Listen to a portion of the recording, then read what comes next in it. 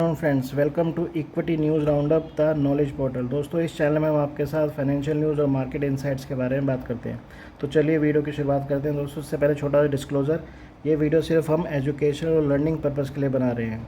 अगर आपको कोई भी फाइनेंशियल या इन्वेस्टमेंट डिसीजन इस वीडियो को देखने के बाद लेना है तो आप अपने फाइनेंशियल एडवाइज़र से ज़रूर बात करें। तो चलिए शुरुआत करते हैं दोस्तों। तो आज का पहला टॉपिक है रेयर अर्थ मिनरल्स के ऊपर।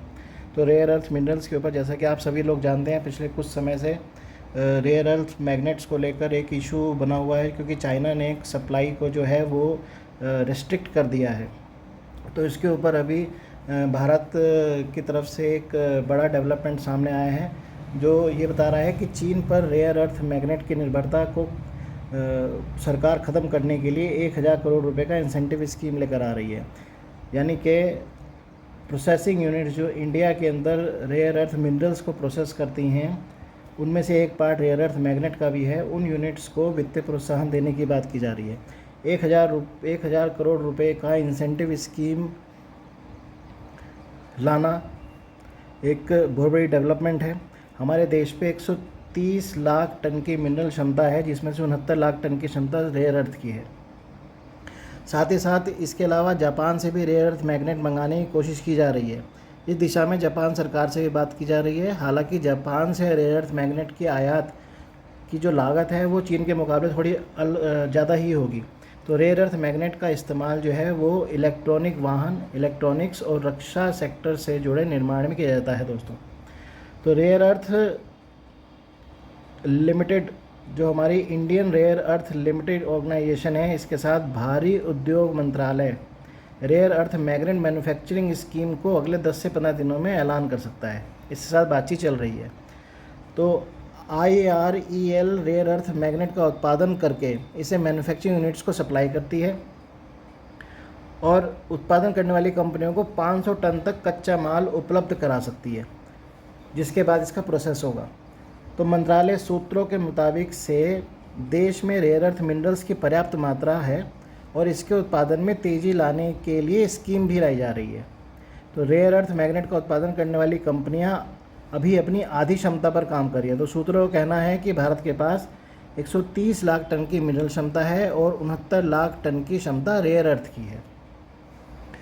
साथ ही साथ ये भी बात की जा रही है कि मेक इन इंडिया का कार्यक्रम भी थोड़ा प्रभावित हो सकता है दोस्तों, क्योंकि कंपनियां जो हैं अब पूरे के पूरे कंपोनेंट को ही इंपोर्ट करने के ऊपर ध्यान दे रही हैं, जिससे कि भारत में उन कंपोनेंट्स का निर्माण बंद हो सकता है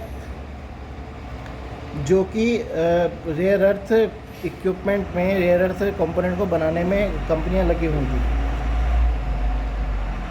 और मेक इन इंडिया कार्यक्रम जो है कुछ प्रभावित हो सकता है।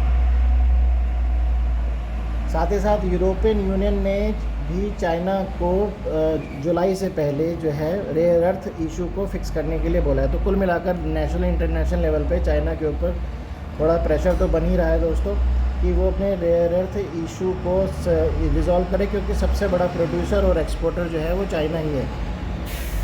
तो चलिए आगे चलते हैं। रेयर अर्थ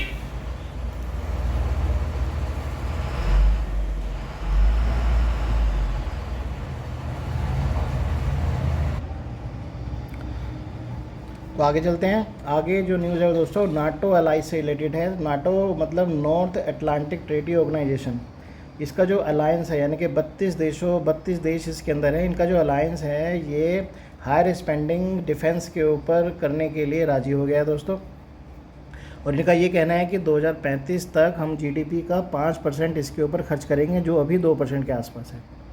अभी 5% खर्च किस किस तरह से करने का है, तो इसका प्रपोजल में ये बोला गया है कि 3.5% जो है वो ट्रूप्स एंड वेपन्स के ऊपर खर्च किया जाएगा और 1.5% जो है बॉर्डर डिफेंस रिलेटेड मेजर्स के ऊपर खर्च किया जाएगा।